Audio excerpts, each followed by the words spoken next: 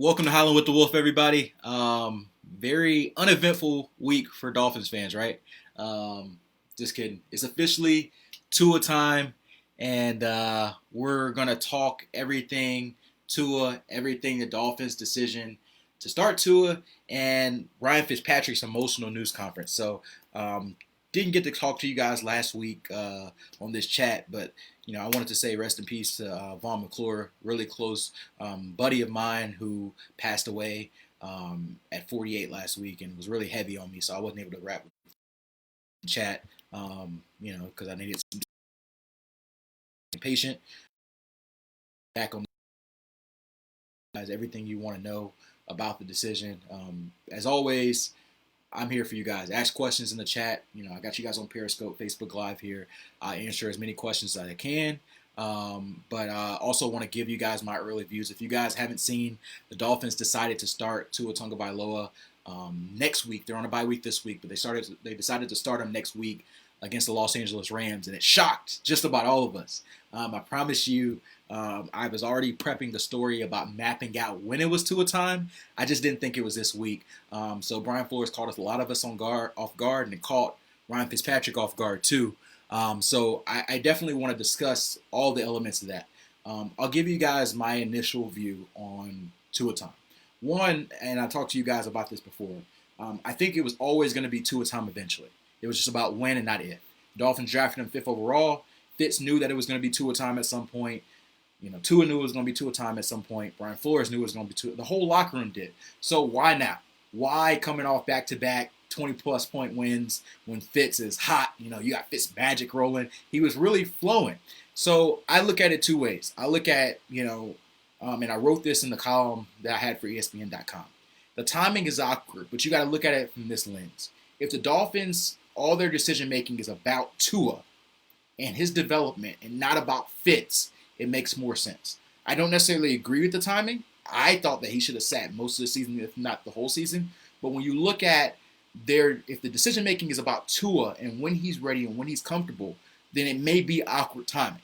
So if Tua is ready in week 7, where it is now, and you feel like he has a good grasp of the offense, he's physically and mentally improved, and he gives you a good chance to compete and move going forward, then that's when you pull the trigger. And I think that's a lot what the Dolphins did here. I think they felt that, Tua had improved in practice. I think they felt like they are in a situation where after this week, they have a tough contest with Aaron Donald and the Rams defense. But if you look at their November schedule, they play the Chargers, they play the Jets, they play the Broncos, they play the Cardinals. That's a lot easier than December when you play the Patriots, you play the Bills, you play the Chiefs. So I think all of this played a factor. You also got to remember that they had a Week 11 bye week. And then the COVID schedule changes changed a lot of this. So now they have a Week 7 bye week. So I don't know if it was said or unsaid, but if there was something said about, hey, after the bye week, Week 11, we're going to switch to Tua. When you change the bye week, plans change. And then the last thing I might say, and this might be something that Brian Flores doesn't, necessarily agree with, and I'll definitely ask him about it when we talk again on Monday. There are often moves that are better for the franchise initially than necessarily the 2020 team. So what I mean by that is, and I've said this a couple times recently, I'd expect initially from week 7 or week 8 when he makes a first start, Tua to take a slight step back offensively from what Fitz was able to produce. You got to realize that Fitz was 7th in the NFL in QBR. He was playing some of the best football of his career, and the offense was like the back of his hand. He's played with Chan Gailey for 5 years. Everybody trusts him. He's comfortable. I think it's going to take Tua time to grow into that. So, but you need to have him have that time and that experience. So if you make that decision, if you go ahead and say, hey, this is what we're going to do, then that means you're going to be sacrificing a little bit, at least in theory, to make this move what's best for the franchise. So what I'm eager to see, particularly after Fitz's emotional response, is if the Dolphins struggle initially with Tua, they're not going back to Fitz. Get that out of your head. It's not a Josh Rosen situation last year where you say, hey, it's not working, we pull the trigger. Tua's your guy. So if Tua loses every single game out there, he is going to come out there next week. I'm almost certain about that. But the thing about it is, how does the locker room react? So the Dolphins had gone under this philosophy and belief, which I actually think is still going to be true, that the locker room and Fitz would fall in line and support Tua, be all in on him, and there would be no whenever the circumstance. I think that's still going to be the case, but I think some eyebrows were raised when Fitz kind of was as emotional as he was, and sort of was kind of pushing back on the notion that he's just going to be all okay with this. He said that it hurt, and I think that I one of the most genuine, best dudes I've ever been around in the locker room. He's awesome, and I think seeing that side of him standing in front of the media, and he didn't have to talk to us, but he did. He wanted to kind of give us his view of what he's been dealing with. I think that kind of is something that is worth watching. I wouldn't be surprised if sometime in the next week he comes up in front of the team or in front of the quarterback room and say, hey, I know this decision wasn't what I wanted, but I'm all in on Tua. And I hope you guys are too. And if he does that as the leader of the team, as the most beloved guy in the locker room, I think everybody else will fall in line. And I wouldn't be surprised if that happens. But because he didn't initially, I think that is something to watch. So that's kind of the three things I want to talk about initially about the move. I'm excited because I think Tua is going to be the Dolphins franchise quarterback. And I do think that, they've got the right one. So it's now we get to see it. And, it's time. So, as always, I'm going to answer some of you guys' questions. Let's see. I got a response here from Cameron That said, no time to be sentimental. This is professional football. He knew this was coming. It's not like he's the GOAT. He got blindsided. And yes, I am fielding questions. So let me answer this initially. I actually talked to a couple Dolphins players this week, and I got some interesting responses when I asked about the Fitz sort of deal. And I think it's interesting on who you are. You have different perspectives. So one of the guys I talked to essentially said, it's football. It's business. Fitz knew what he signed up for. We're excited for Tua. We're all in on Tua. So that was the perspective that I got. And I wasn't surprised to hear that because guys get replaced all the time. So you can argue about whether the timing's right, but I think there's an idea among football players that fairness isn't really a reality in football. So although us as people and me, I'm telling you, sat here in my office watching Fitz on Zoom, and it was the hardest, saddest 10, 15 minutes of press conference I've heard. It was thick.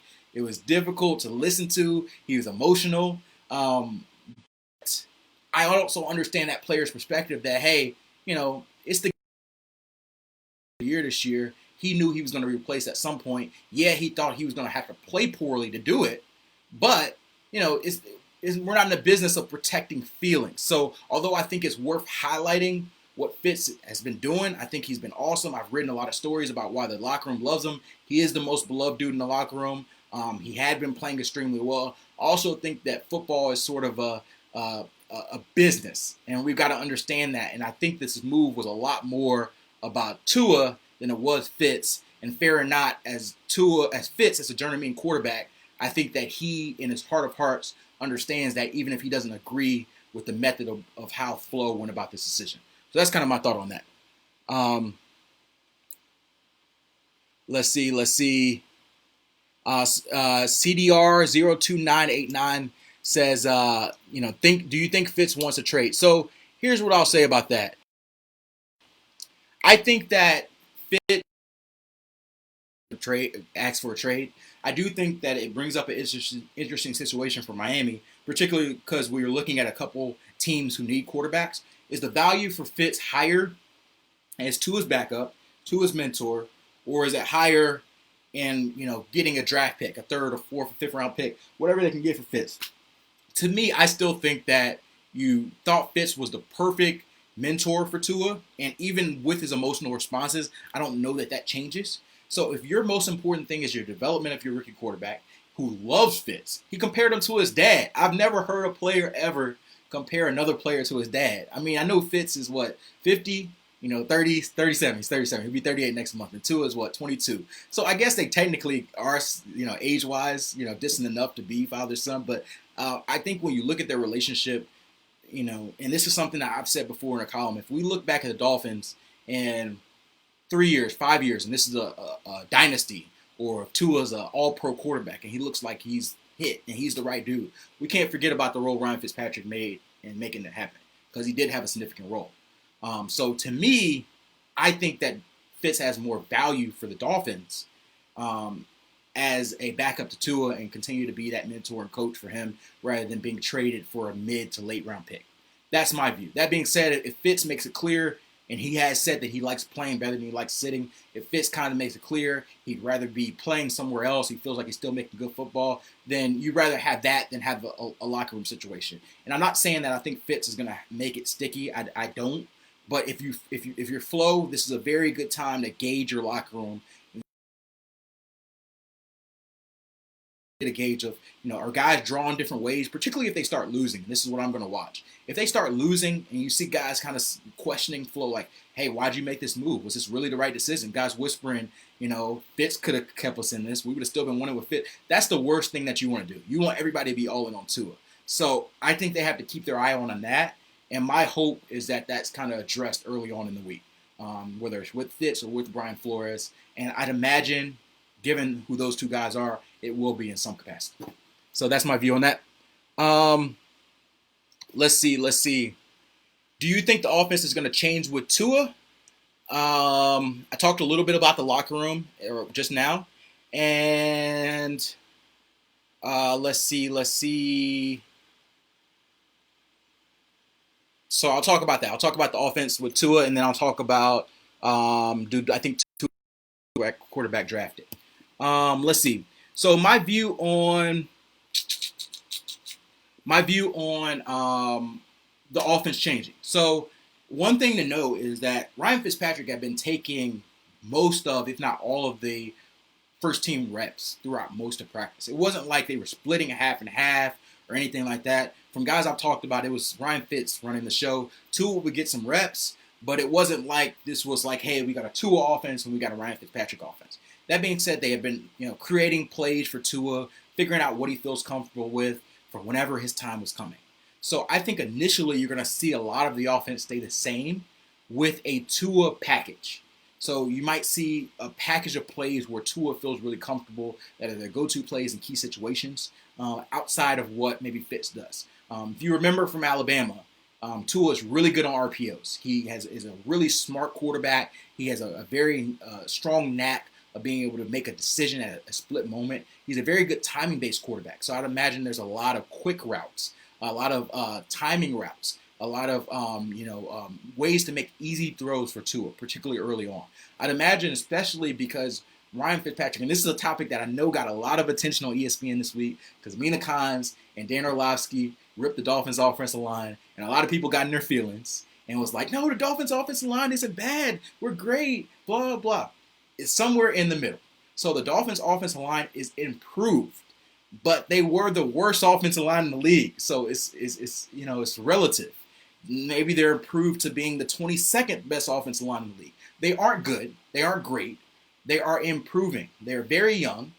Ryan Fitzpatrick did a lot to cover up their holes.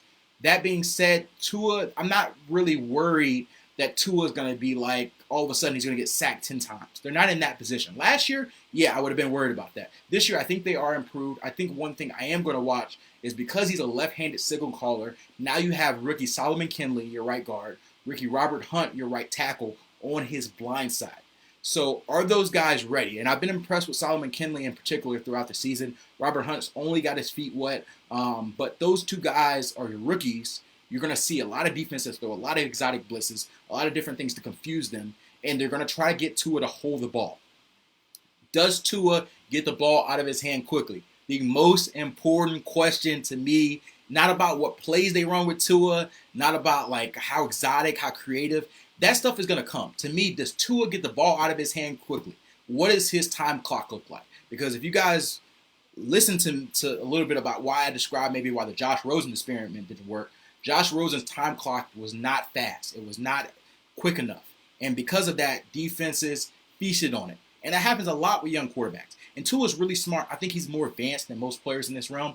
But I've heard through practices that has been something that he has to continue to improve on.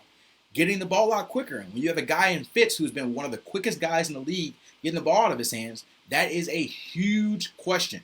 So that's something that I'm going to be watching. So yeah, I do think the offense will evolve, but not as much initially. I don't think you're going to see Tua running all of a sudden, 10 or 15 times a game. I think you'll see him run the RPOs and maybe scramble a little bit, but you also got to remember he's coming off that hip injury. So I think you will see him primarily be a rollout passer or a pocket passer more than just a runner in the grand scheme of things. Now, when you get to December, I think you'll see Chan Gailey be a little bit more creative and see ways they can use them. So I think you'll unleash the fullness of Tua, maybe the last month of the season or even 2021. But I do think you'll see pockets of how the offense changed with him under the realm. So that's kind of my view of that.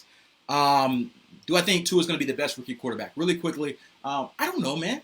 I do think that if Tua was healthy, in my opinion, I think he was the first overall pick. I think he was the most talented quarterback in the draft. I think he had the brightest future. So for me, a lot of how Tua proceeds going forward is going to be based on how he stays healthy and how healthy he is going forward. Dolphins say he's healthy. He hasn't been hit yet. We'll see. So to answer your question, I think he will be if everything is true about his health. But, we've seen Joe Burrow, we've seen Justin Herbert. Both of them have looked hot in stints. But important thing is that neither of them are winning. So if winning is all that matters, neither of them have got up to a far head start, even though they put up a lot of numbers. Sean Courtney Austin, when did you expect Tua to start the bye week move? So for me, I thought, and I wrote a column in May that I thought the Dolphins should redshirt Tua. A lot of you guys were angry. No, you can't sit your number 5 overall pick, blah, blah, blah. So if it was my perspective, I thought they should have sat him and put the Patrick Mahomes route. Patrick Mahomes sat 15 games of rookie year, started week 17 because the Kansas City Chiefs clinched the playoff spot. They traded Alex Smith. Patrick Mahomes ran the whole ship the rest of the year and the rest of his career, and now he's MVP, highest played ever. So you can't, maybe it's not comparable. For me, that was my ideal way of having it happen. That being said, if they felt like it was important to get Tua reps in 2020, then I thought maybe later in November, early in December, those were the times that he was going to get in. Obviously, it didn't happen that way. So we can talk a lot about whether I thought it was the right idea or whatever, but ultimately it is what it is. So I think that, the timing was awkward to me. It was a surprise. But if the main goal was to get Tua experience and development, and this is the way that Brian Flores thinks is appropriate to do it, then I've seen enough out of Brian Flores to give him the benefit of the doubt until he proves me wrong. Now, if Tua comes out there and he's looking like, chicken scratch, then I'm not going to be afraid to be like, what is going on? Y'all ain't see this in practice? But we'll see. Let's see. So my my dad and my family's here. My dad, mom, my little brother, my family's all been coming. If you guys have followed me here, we recently had a baby, me and my wife, and so my baby is 1 month old yesterday. Her name is Layla, and we love her to death. But my dad has a question here. He's in the living room. So I'm going to go ahead and shout him out and give him some love there. So he said there are many quarterbacks that are killing the game right now. Who would you compare Tua to in the game right now? So I think I can look at this like stylistically. So I don't want to compare him to this player because everybody's going to be like, oh, blah, blah, blah. This guy's done all this type of stuff. But I think if you look Tua in a model, he's similar in style to me as Russell Wilson. In that they're both similar size. They both have similar styles in that, neither of them are going to be pure runners like a Lamar Jackson and Kyler Murray where they're going to pull off on you for 60, 70 yards. It's not their game. But they both like to extend plays, sometimes to Tua's detriment. He likes to extend plays. That's how he gets hurt sometimes. But they also have really good deep balls. And though Russell Wilson has a lot better, like the strength of the arm than Tua does, Tua is very accurate with his deep ball, just like Russell is as well. So I see them as similar. They're both timing-based passers.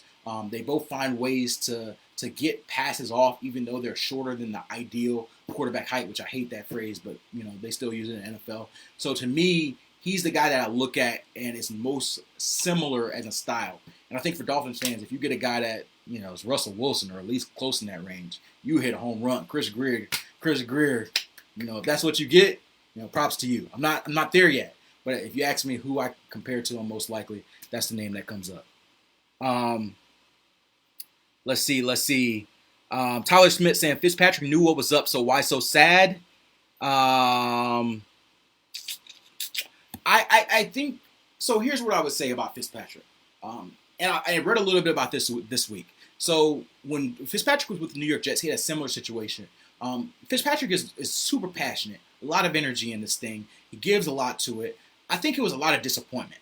I honestly think that Fitzpatrick knew that he was going to be replaced by Tua at some point, but I think that he thought he would have to lose the job. And this wasn't about Fitzpatrick's play. I think if he would have lost the job after the Seattle game when they were 1-3 and Fitzpatrick had threw a couple interceptions, I think he wouldn't have been as sad, at least my view.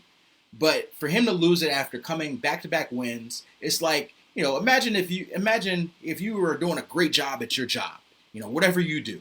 If you're a mailman, if you're a grocery store, if you're a lawyer, whatever you are, a sports reporter, if you're doing a great job, you're one of the best in your realm in this job, and all of a sudden you get laid off, and you're gonna be like, what? Like, why are you firing me? So I think that was a lot of the sadness, especially he's an older guy. I don't know if he's going to get a chance to start again. I think a lot of that came in his mind, and he thought that he did everything he could to keep his job, and they took it from him. And he might be right. But again, I think from the Dolphins, it was more about Tua than it was about Fitz. And for a business, for a team, that's the way it goes sometimes. So I feel for Fitz, but I also knew from the jump that the Dolphins were going to do everything to help Tua succeed, not necessarily to help Fitz succeed. I got one more question here on the Facebook, and then I'll switch back over here to Periscope. We'll do about 5-10 more minutes of questions, then we'll get out of here so I can hang with the fam. We get ready for the rest of the evening. So Cheyenne says, how many wins did this move cost us this season, since you said it's not the best move for the team? So I'll say this. I don't know that it's not the best move for the team. I don't know. I can't tell you with certainty that Tua is going to be bad. He's going to be great. I do predict that at least in the first couple of games, the offense will not be as effective as when Fitz was there. That's my prediction. It's not a fact. I don't know this to be certain. It's just my view of what I saw from Tua in training camp, what I've heard from players of where he is in his offense, and what I saw from Fitz. I do think that he'll take initially a step back. But the thing about Tua, and I've heard this from some of his college people who've been around with college, he improves dramatically, particularly when he's playing. So ideally, you get a Tua that might be a little raw now, and by the time you're at this point next month or this point in December, you've got a vastly better Tua. And Tua by far has a higher ceiling than Fitz. So you're not going to win a Super Bowl with Fitzpatrick. You might not even make the playoffs with Fitzpatrick. But you've got a chance to do those with Tua long term. So that's sort of my view with it. So yes, maybe in the grand scheme of things, starting Tua now might lose the Dolphins a win or two, and they might end up 6-10 versus 8-8 or 7-9 versus 9-7. And maybe, just maybe, Fitz would have let them on a playoff push because it's an extra ring. But in the grand scheme of things, you got to look at what Steve Ross and the Dolphins have said since the start of this. They want this to be a long-term Fitz. So although I don't agree with the timing of it, I understand the thought process. And for me, I just got to understand, and then I grade you on whether it works or not. If I understand, I can criticize you or whatnot, but most times than not, I'm going to see if it works, and we'll see. So that's sort of where I am with that. Let me see. Let me get a few Periscope questions. I'm going to go a little quicker so I can knock out a lot of you guys. Can the O-line hold up for the entire season? Was this a front office decision? And with everything went down with, or somebody is asking, do you think the morale of the team is going to shift? So I will answer those kind of all in one answer if I can. And did I find it interesting that Greer was on the call? So that's all kind of in the same realm. So here's what I'll say. I do think the front office was involved. The Dolphins have, kind of, scheduled this as a, what can I say, a Brian Flores decision. And I have not heard anything to the contrary to say, hey, no, Steve Ross called in and said, you start Tua now. I mean, obviously, if that happened, and it came out, that would be significant. And, but I haven't heard that. Doesn't mean it didn't happen, but I haven't heard that. So everything I've heard is that Brian Flores and Chris Grier decision together. So I don't know if it was more Chris Grier, more Brian Flores, combination of both, 50-50. But both of those guys were involved in it. And this is where I come back to what's good for the franchise sometimes supersedes what's good for the 2020 team. If you remember in 2019, they traded Laramie Tunsil and they traded Minkle Fitzpatrick and Kenny Stills. Nobody could sit here with a straight face and said what they did trading those players was better for the 2019 Dolphins. It's not possible. Brian Flores sat there and tried to say we're doing what's best for the team, and it was unfair for him because Chris Grier needed to answer those questions. Because it wasn't better for the 2019 Dolphins. It was better for the Dolphins as an organization. And they were bad last year, largely in part because they got rid of those players. But that might have been the right move for them in the grand scheme of things. They might have won 2 more games last year if they had Laramie Tunsil and Kenny Stills and Minkah Fitzpatrick. But they're in a better position now without them, with all these first-round picks, arguably. I mean, I still might have, questions about, the Minkah Fitzpatrick trade and that sort of deal. But I think in the grand scheme of things, they got a huge package back, and it helped them with their rebuild. I think I look at this in the same lens. You might be a game or 2 better with Fitz, but sometimes what's better long-term for the franchise supersedes what's better for the 2020 team. And sometimes they both work in concert. And I think the Dolphins are hoping they both work in concert. They're hoping that Tua comes out and lights it out and plays as well or better than Fitz and as a rookie. That's their hope. I think everybody in that organization thinks it's possible and thinks that that's their goal. So I'm going to ask Brian Flores about this on Monday, and I'm sure that he's going to say that we think that Tua gives us the best chance to win. And he might actually believe that eventually. But I think what's more important is they think that this is what's best for Tua right now. Whether it's better for the team or not is really, it's not as important as if this is best for Tua, because the most important thing for the Dolphins in 2020 was developing and creating a scenario where Tua can take over this team and see exactly what he's got in front of him. So that's sort of my view on that. O-line improving, not set yet. So Austin Jackson's going to come back at some point. I am intrigued on whether the Dolphins send Jesse Davis back to the bench, or if they keep with the 2 rookies on the 2 rookies on the right side and keep Austin Jackson at left tackle, send Jesse Davis to the bench as a 6th offensive lineman, and then they have 3 rookies in the starting lineup. I think that's eventually going to be their offensive line in 2021. I do think that you're going to see Solomon Kinley at right guard, Robert Hunt at right tackle, Austin Jackson at left tackle, probably Eric Flowers at left guard. Those are going to be your 4, in my opinion, starting offensive linemen in 2021. I do think it's possible they draft or sign an upgrade at center. Ted Harris has been decent. I don't think he's been a long-term answer. So that's what I view of the offensive line. I think they're growing. You can't rush them. They're improving. I think next year you hope that they're solid. And then maybe 2022 you're looking at a great offensive line. I think if you really draft it well, and we'll see as time goes on, and you hit those 3 picks, then it did almost as much to your franchise as drafting Tua did. So that's sort of my view on the offensive line. From what I heard with Austin Jackson, he will be back this year. I've seen him, and he was wearing a boot on his foot, his right foot, but it didn't seem like it was a season-ending injury. So I do think he'll be back. It might be sometime next month. It might be closer to early December, but I think sometime in the next month. I think it's probably the most realistic thought. Just kind of my view. Not certain, but I think that's probably what you can expect from him. Let's see. Better Dolphins fit Jamar Chase, Jalen Waddle. So there's a couple questions about draft. So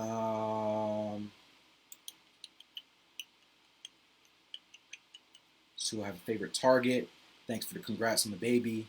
So I answer a draft question. I don't want to answer a draft question because the Dolphins are still in the playoff mix. So I answer a question about Tua's favorite target because I've got a few of those. And I'll answer this question about draft.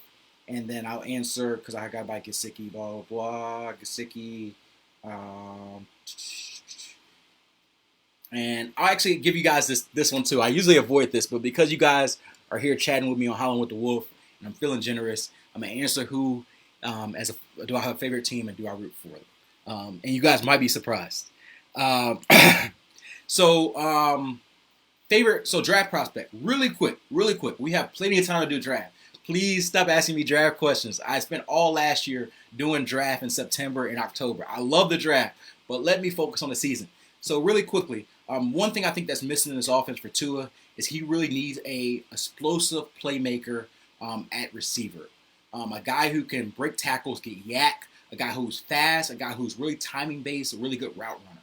So Jerry Jeudy was a perfect receiver for Tua Tagovailoa because he did all of those things really well. The Dolphins don't have that player there. They have Devontae Parker and Preston Williams, who are awesome, but those guys are more jump ball receivers, big targets. Tua will use them, but to be honest, they're more Fitz type players because Fitz loves throwing those 50-50 balls. Tua will use them, but I would love to see them draft one of those dynamic playmakers. And to your question, who do I think would be better fit for them, Jamar Chase or Jalen Waddle? I think Jalen Waddle is a better fit for Tua and for the Dolphins offense. For the Dolphins offense, and it doesn't hurt that he has comfort with them, playing with them at Alabama. So that's my brief draft breakdown. Don't say I never did enough for you. That's my view. What was the other question? Tua's favorite targets. So training camp, he connected a lot with Isaiah Ford, Preston Williams. Both of those guys were favorites of Tua. He actually connected with Jakeem Grant more than Fitz did. And that might be a guy who can particularly benefit with this, Jakeem Grant, Isaiah Ford. I think those are the two guys for me that stand out. And when you ask, I think Fitz is more of a big target guy. He likes to throw to big targets because he throws more 50-50 balls. Whereas Tua likes quicker guys who are better route runners, who have more timing base. So when I look at their best route runner, Isaiah Ford's probably the best route runner. Him or Devontae Parker are probably the best route runners on their team. So those to me kind of stand out. And then Jakeem Grant's the fastest guy on their team. So to me, he benefits as well. So those two guys I think stand out to me. Let's see. I have the last question. I'll kind of end it on this. Thank you guys as always for joining. We do these every Thursday, Facebook Live and Periscope/Twitter.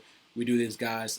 Post them on YouTube after, so you guys can view them, share, invite your friends. Typically we chat more of NFL, but because this was such a heavy Dolphins week, all Dolphins this week, which is fine, I'm sure, for a lot of you guys. But yeah, this is just casual. As you guys can see, I'm just, here in my baby daddy shirt. Unfortunately, my Houston Cougars lost this past week, but we're going to be back.